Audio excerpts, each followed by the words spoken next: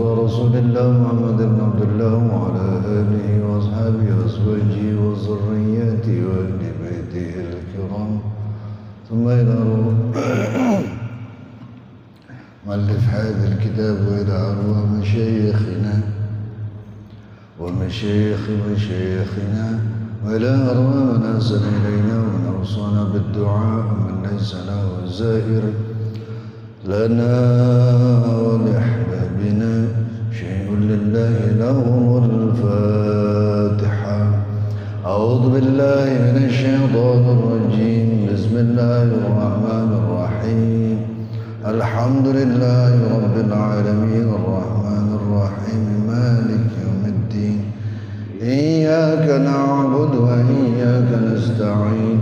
اهدنا الصراط المستقيم صراط الذين أنعمت عليهم غير المغضوب عليهم ولا الضالين.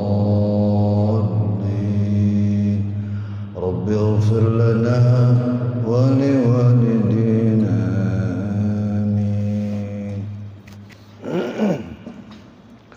بسم الله الرحمن الرحيم. الحمد لله رب العالمين والصلاة والسلام على أشرف الأنبياء والمرسلين وعلى آله وأصحابه أجمعين وبسند المتصل للمؤلف رحمه الله وأدام النفع به وببركات علومه وبنا وبكم في الدارين آمين.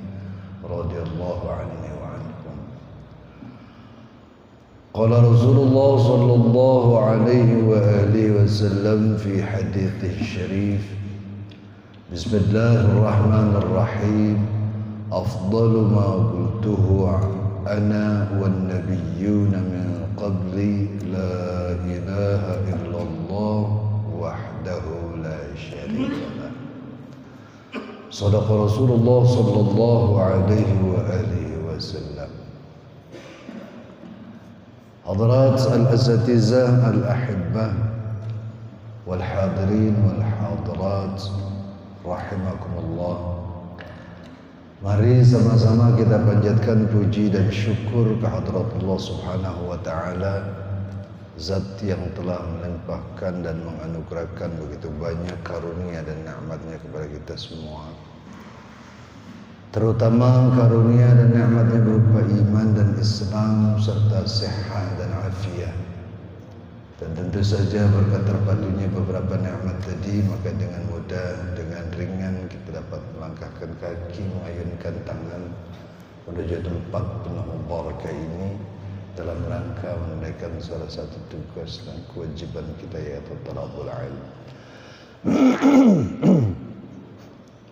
Salawat dan ring salam tak lupa kita aturkan keharibaan junjungan kita Nabi besar Muhammad sallallahu alaihi wasallam, sesosok profil pemimpin yang telah berhasil mengevakuasi umat manusia dari alam yang penuh dengan kebodohan, syarat dengan kejahilan menuju alam yang penuh ma'rifah dan irfan itu sekarang ini.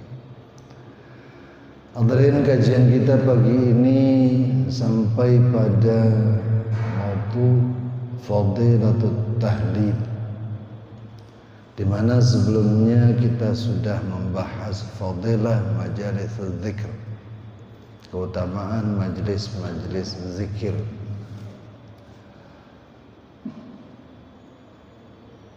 Tahlil, kalau disebut tahlil pasti kita faham yang dimaksud adalah kalimat la ilaha illallah.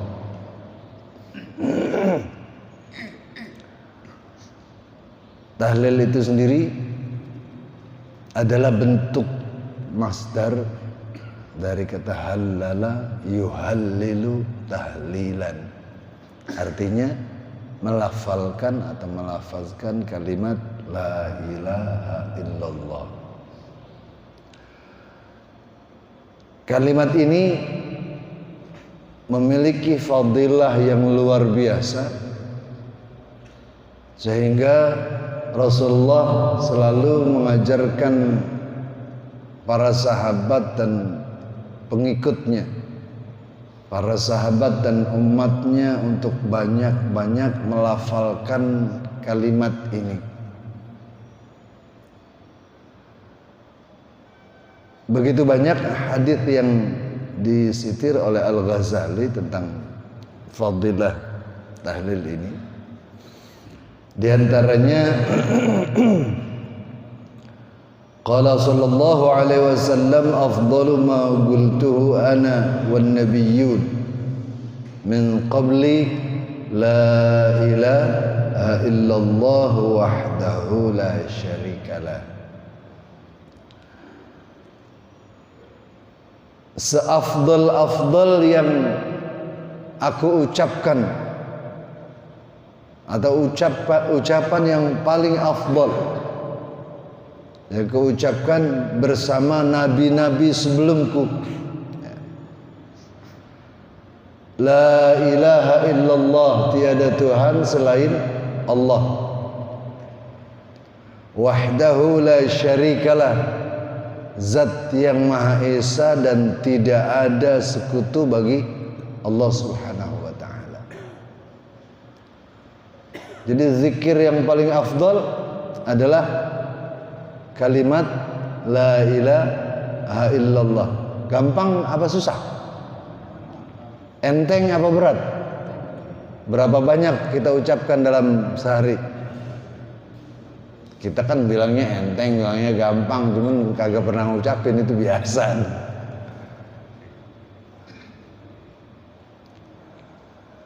Dalam hadis lain Rasulullah menyatakan man qala la ilaha illallah wahdahu la syarikalah lahul mulku wa lahul hamdu wa huwa ala kulli syai'in qadir kulla yawmin mi'ata marrah kanat lahu idla ashri riqab wa kutibat lahu mi'ata hasanah wa muhiyat anhu mi'atu sayyi'ah wa kanat lahu hirzan minasyaitan yawmahu dhalika hatta yumsi wa lam ya'ti ahadun bi afdali mimma ja'a bihi illa ahad amila akthara min dhalik. Barang siapa yang mengucapkan la ilaha illallah wahdahu la syarikalah lahul mulku wa lahul hamdu wa huwa ala kulli syai'in qadir. Ini kita ucapin mengan kalimat ini. Kapan kita mengucapkannya? Ini biasanya menjadi aurad kita setelah salat fardu. Itu juga kalau yang habis salat pakai wirid.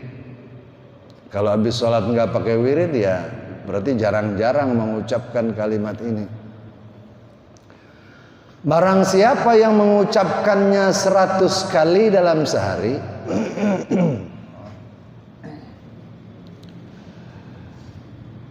pahalanya setara dengan memerdekakan 10 budak.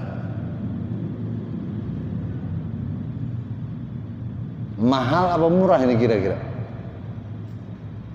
Ya katakan kalau dulu masih zaman perbudakan, budak itu kan macam-macam harganya.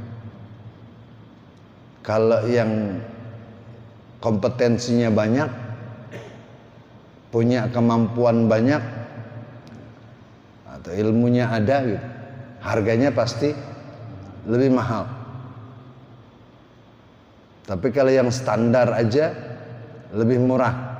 Ya kira-kira perbandingannya kayak kita beli kendaraan lah. Semakin lengkap fiturnya, maka harganya akan semakin mahal karena akan semakin memberikan kenyamanan buat pemakainya.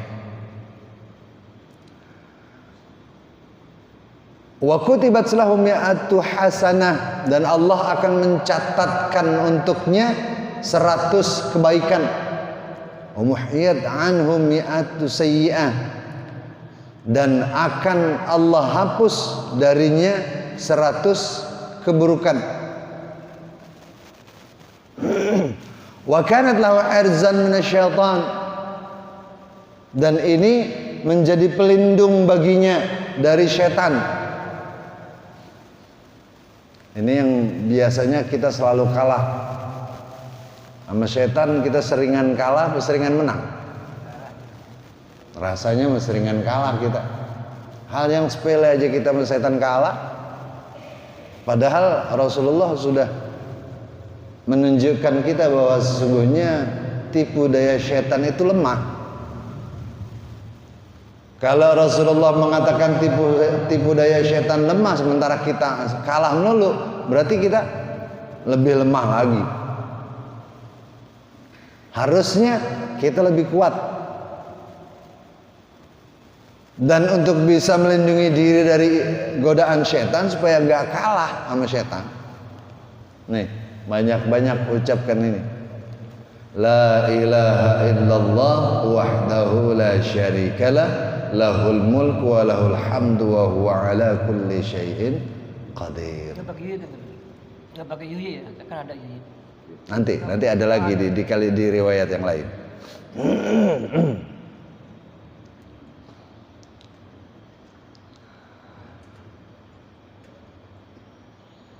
Wa kanat lahu irzan minasyaitan yaumahu dzalik. Dia akan dilindungi dari syaitan pada hari itu, hatta yumsi, sampai ketemu hari berikutnya. Walam ya'ti ahadun bi afdali mimma jaa'a bihi illa ahadun 'amila aktsara min dzalik. Dan tidak ada yang lebih afdal dari dia kecuali seseorang yang mengucapkannya lebih banyak. Jadi kalau seandainya main hebat-hebatan, orang yang mengucapkan kalimat ini 100 kali ini hebat banget.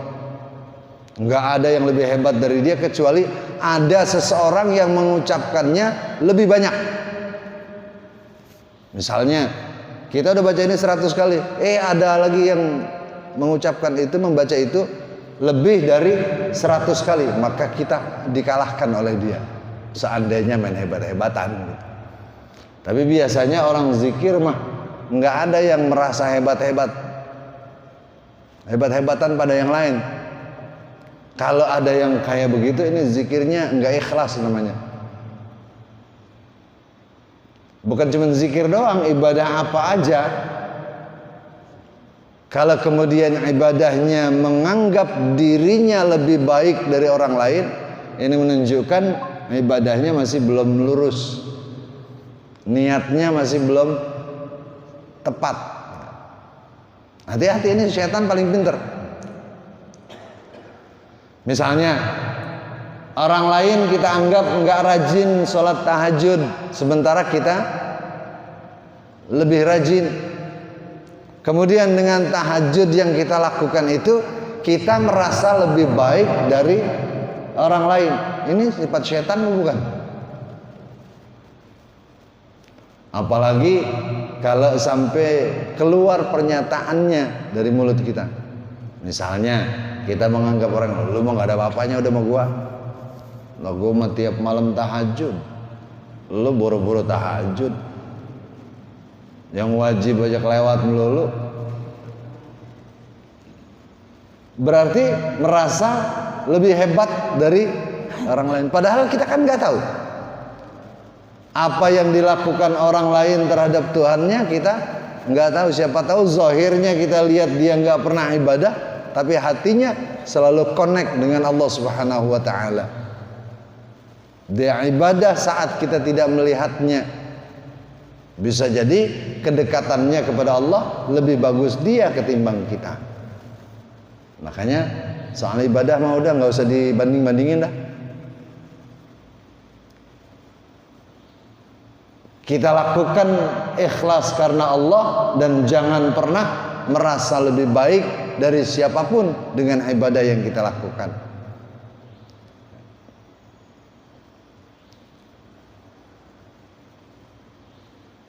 Walam ya'ti ahadun bi afdali mimma jaa'a bihi illa ahadun 'amila aktsara min dzalik.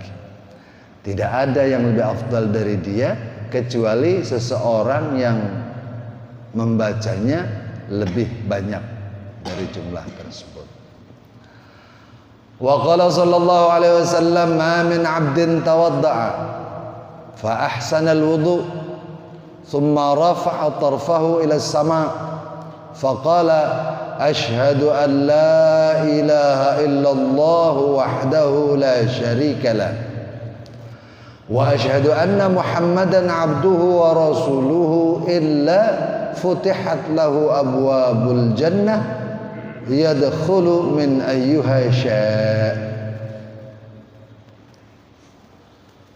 Dalam hadis lain Rasulullah sallallahu alaihi wasallam bersabda, tidak ada seseorang yang berwudu kemudian dia menyempurnakan wudunya lalu dia menengadah ke langit. Faqala, kemudian dia berkata, asyhadu an la ilaha illallah wahdahu la syarikalah wa asyhadu anna muhammadan abduhu wa rasuluhu illa futihat lahu abwabul jannah yadkhulu min ayyuha syaa. Kecuali Allah akan membukakan untuknya pintu-pintu surga dan dia diperkenankan masuk ke surga sana dari pintu manapun yang ia mau.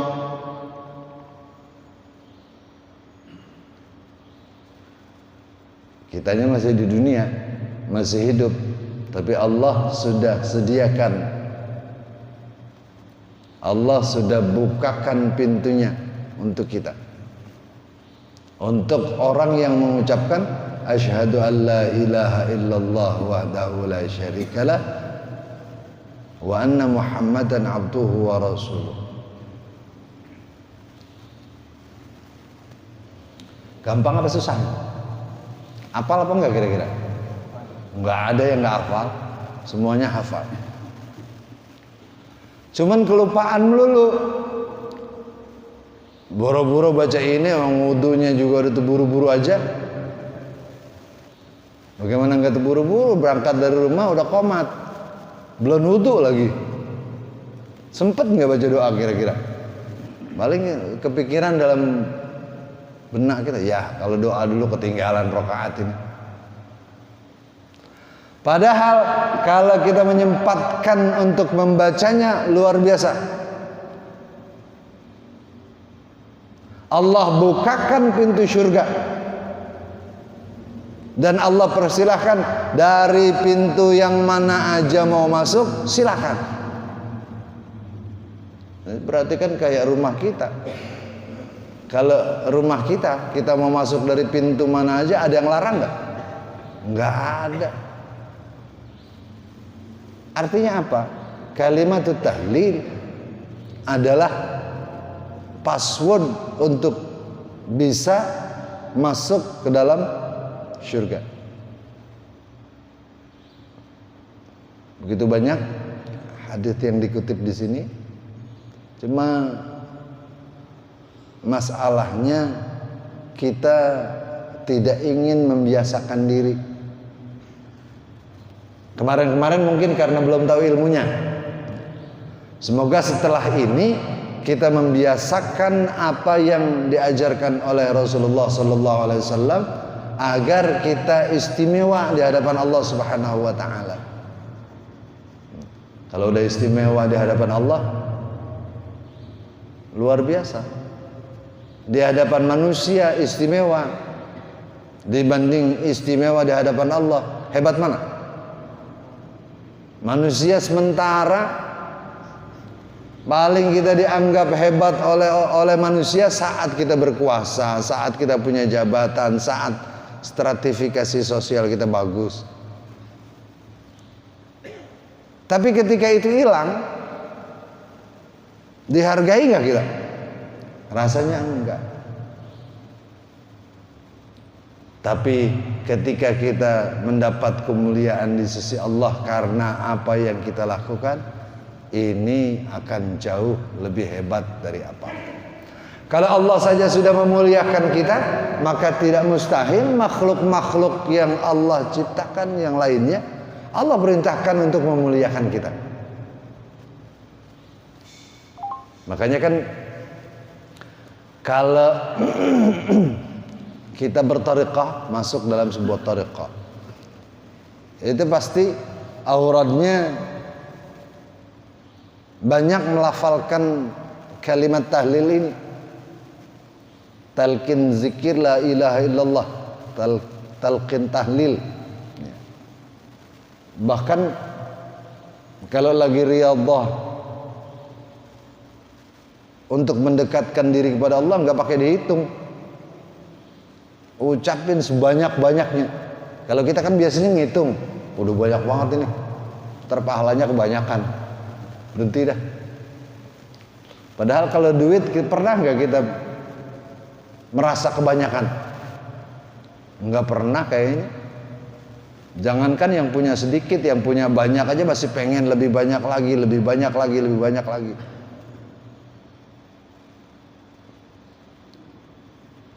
Tapi biasanya urusan ibadah kita selalu menghitung, jangan-jangan kebanyakan.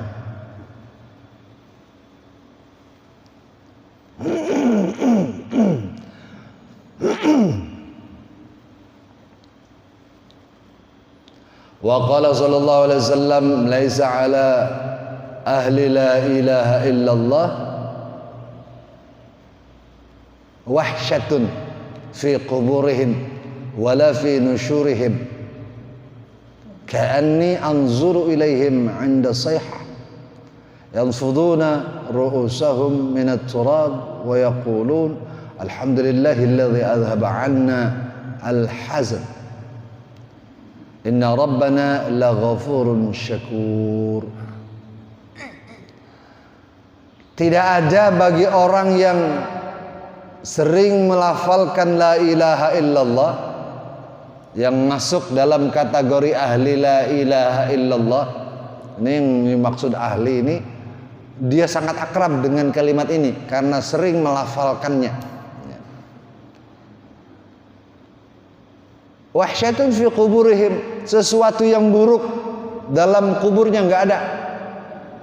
Kan katanya yang paling menakutkan itu azab kubur.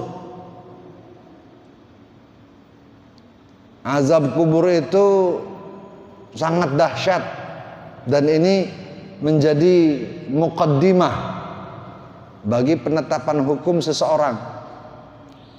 Kan katanya di alam barzakh itu,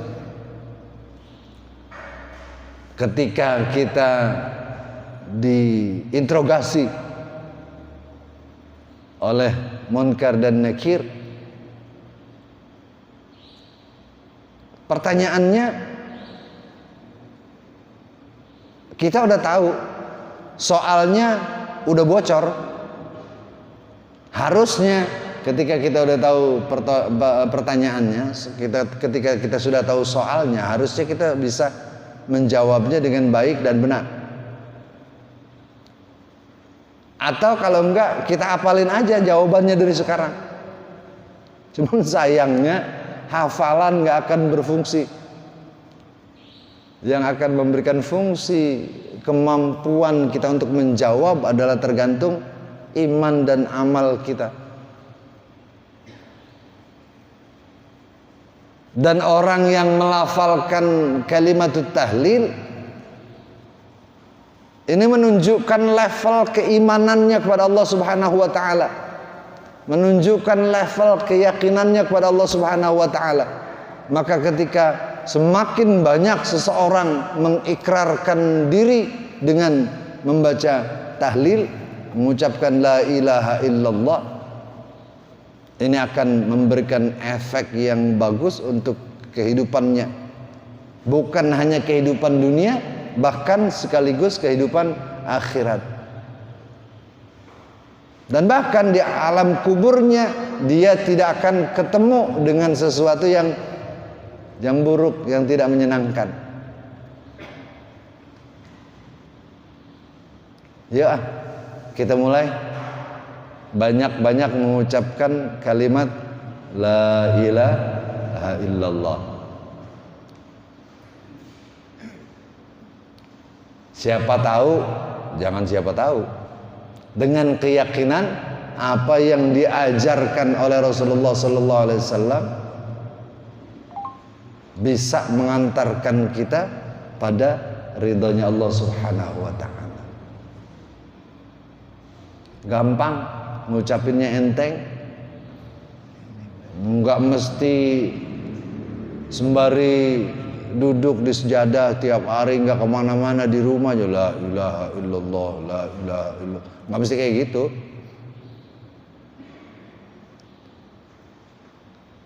Dan bahkan enggak perlu, misalnya enggak sempat melafalkan dengan suara, di dalam hati aja.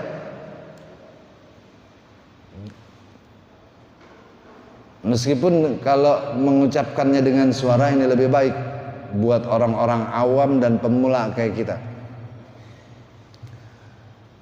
Kata Syekh Abdul Qadir Al-Jilani, kalau salikin, mubtadiin, orang-orang yang baru belajar bertariqah, dalam membaca aurat, membaca wirid, harusnya dengan suara yang lantang. Misalnya dia baca tahlil yang kenceng. Jangan kenceng-kenceng banget juga. Ntar mentang-mentang dibilang yang kenceng banget sampai ganggu orang serumah. Yang lain nggak bisa istirahat gara-gara berisik. Asal terdengar dengan kita sendiri. Kalau bisa di satu tempat yang minim cahayanya jangan terlalu terang. Kenapa harus begitu? Agar bisa mendatangkan suasana yang hening, yang khidmat, yang kemudian bisa mengantarkan kita untuk konsentrasi. Dan kenapa harus dilafalkan dengan suara? Karena kalimat yang keluar dari kita itu akan didengar oleh seluruh tubuh kita. Dan ini akan berefek pada perbaikan bagi seluruh tubuh yang ada.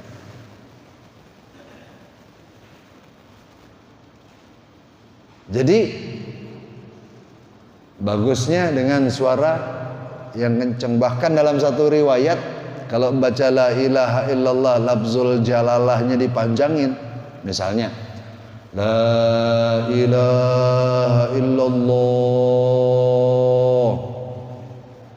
Kan guru-guru kita sering mengelafalkan begitu. Kita tuh belum tahu tadi. Ternyata kalau lafzul jalalahnya dipanjangkan, ini punya fungsi banyak. Bisa menghapuskan begitu banyak dosa.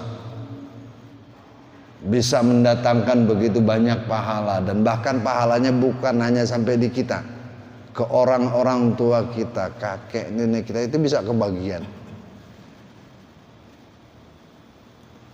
Begitu dahsyatnya kalimat la ilaha illallah. Bahkan kalimat ini menjadi garansi. Dalam satu hadis Rasulullah menyatakan, man qala la ilaha illallah mukhlishan dakhalal jannah. Barang siapa yang mengucapkan kalimat la ilaha illallah dengan penuh keikhlasan, pasti masuk surga. Tapi bukan berarti kalau gitu jangan sembahyang dah, jangan puasa, nggak usah zakat, nggak usah infak, nggak usah sedekah, nggak usah haji, asal banyak-banyak la ilaha illallah, insya Allah masuk surga. Kan kata Rasulullah. Bukan begitu juga.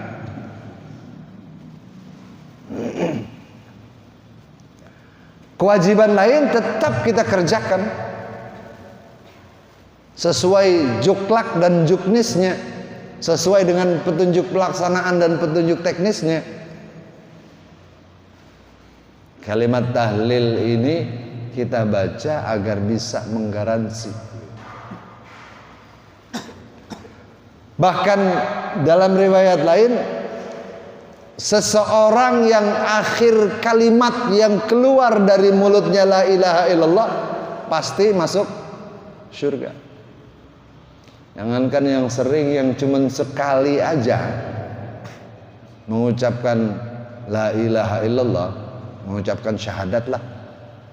Emang ada yang cuma sekali doang? Ada. Saat nikah doang dia syahadat, itu juga ngikutin penghulu. Habis itu karena nggak pernah sholat, nggak pernah ngapa-ngapa, nggak pernah ibadah, nggak pernah lagi mengucapkan kalimat la ilaha illallah. Ini juga masih ada harapan untuk masuk surga karena pernah mengucapkan kalimat la ilaha illallah. Luar biasa.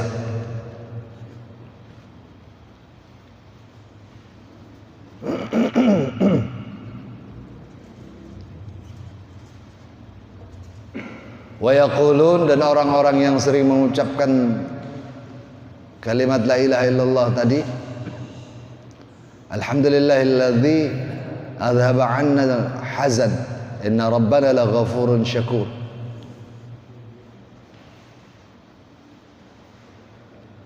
Seakan-akan di alam kuburnya ini baru bangun tidur, nggak ada yang terjadi yang tidak menyenangkan.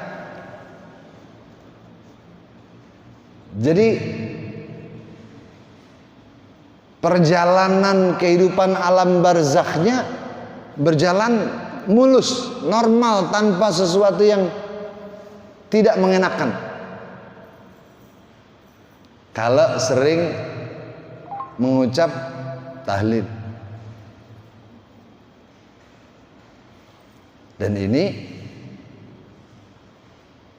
disaksikan oleh Rasulullah sallallahu alaihi wasallam, ka'anni anzuru ilaihim 'inda as-sayhah yanfuduna ru'usahum min at-turab.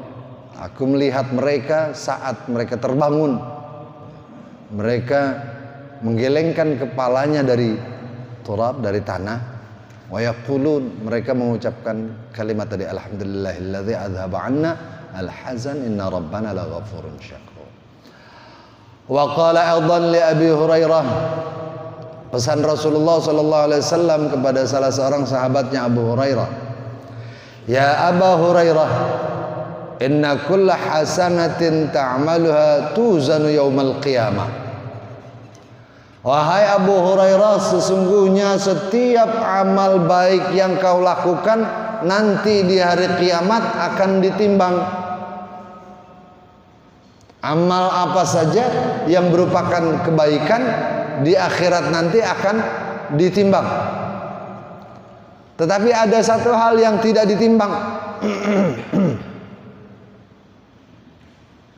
Illa syahadat an la ilaha illallah, kecuali syahadat tiada Tuhan selain Allah.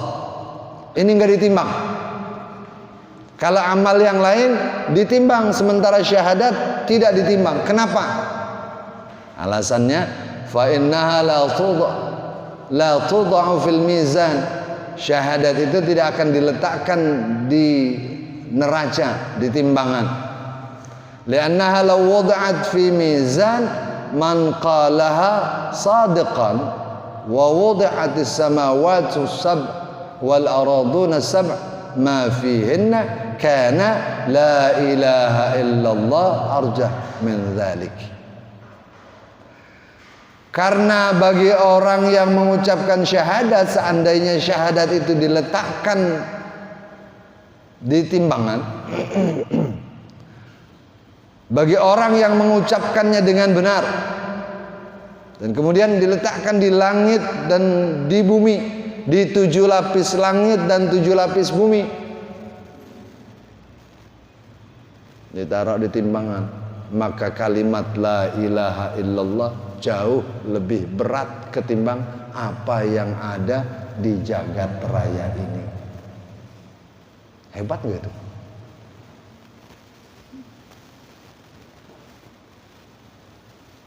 Apalagi mengucapkannya dengan benar dan mengucapkannya dengan penuh keikhlasan. Maka ini bisa menjadi tiket bagi kita untuk masuk surganya Allah Subhanahu wa ta'ala. Penting apa enggak sih masuk surga? Bagi kita memang yang kita kejar masuk surga gitu ya. Tapi bagi para sufiin, bagi orang-orang yang ikhlas, benar-benar ikhlas karena Allah, kalau udah di akhirat nanti terserah Allah. Allah mau taruh di mana kek. Tapi kan Allah punya sifat adil. Nggak mungkin Allah meletakkan hambanya yang dekat kepadanya, yang sering menyatakan kalimat ini di tempat yang tidak menyenangkan.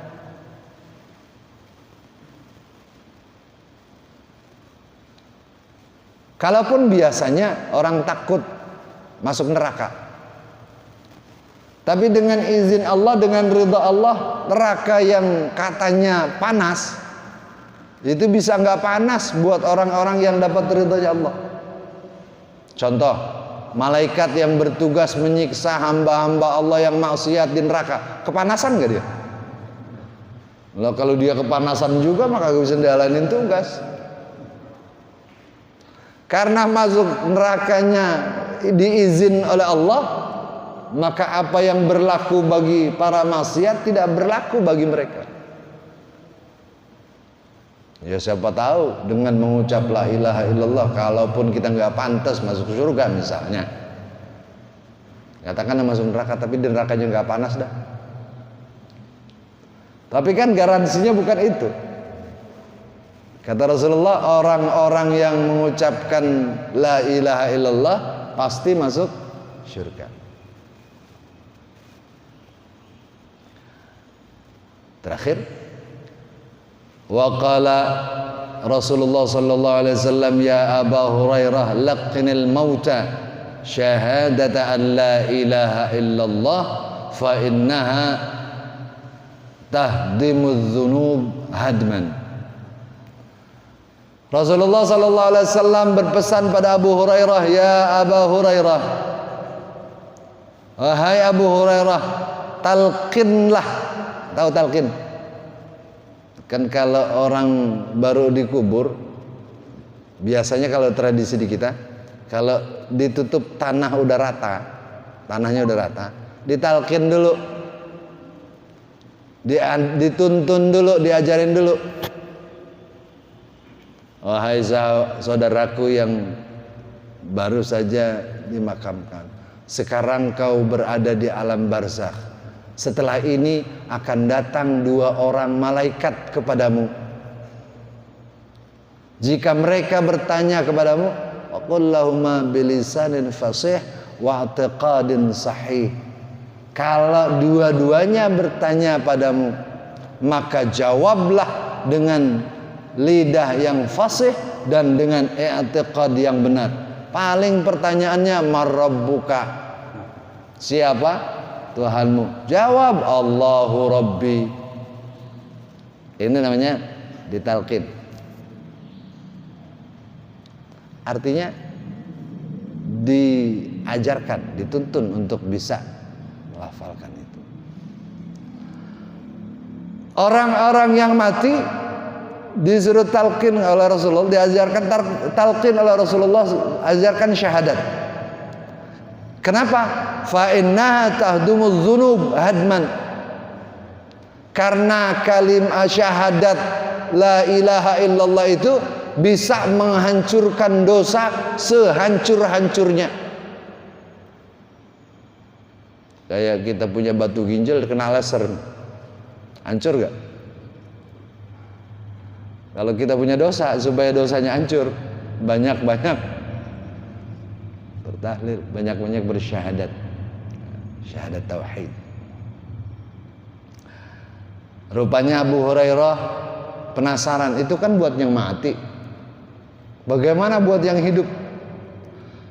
Qultu ya Rasulullah, hadza lil mauta fa kaifa lil ahya? Ya Rasulullah, itu kan tadi buat orang-orang yang mati, bagaimana untuk orang-orang yang hidup? Beliau menjawab, qala sallallahu alaihi wasallam, hiya ahdam wa ahdam. Ini kalau bahasa orang Betawi, kalau buat orang mati aja bisa, apalagi buat yang masih hidup. Dia akan lebih punya power untuk menghancurkan dosa-dosa yang dilakukan oleh manusia. Oleh karenanya kita biasakan diri kita untuk banyak mengucapkan la ilaha illallah Muhammadur Rasulullah. Mudah-mudahan Allah berikan kita kekuatan, Allah berikan kita kemampuan, Allah biasakan diri kita untuk bisa mengucapkan zikir yang paling afdal yang dilakukan oleh Nabi Muhammad SAW dan nabi-nabi sebelumnya, yaitu kalimat la ilaha illallah. Dan mudah-mudahan dengan itu kita bisa mendapat ridha Allah Subhanahu wa taala. Sudah selesai, waktu kita sudah habis. Kita tutup dengan berkirim Fatihah untuk orang-orang tua kita yang telah mendahului kita. Kiranya Allah ampuni dosa-dosa mereka, Allah lipat gandakan pahala amal baik mereka, dan akhirnya Allah tempatkan mereka di surga yang penuh dengan nikmat. Kita yang masih hidup, Allah berikan kita nikmat panjang umur dalam taat pada Allah dan Rasulnya. Allah berikan kita kekuatan iman dan Islam. Allah berikan kita taufik dan hidayah. Allah berikan kita rezeki yang banyak untuk bekal ibadah pada Allah Subhanahu wa taala. Allah jadikan anak cucu kita anak cucu yang salihin, salihat, mutamassikin bi syariatillah wa sunnati nabiyyi. Kelak kita mati mohon dimatikan dalam husnul khatimah. Ala hadhihi an-niyyah wa ala kulli niyyatin salihah wa ala niyatil qabul wa tamami kulli sul wa ila hadratir rasul sallallahu alaihi wasallam.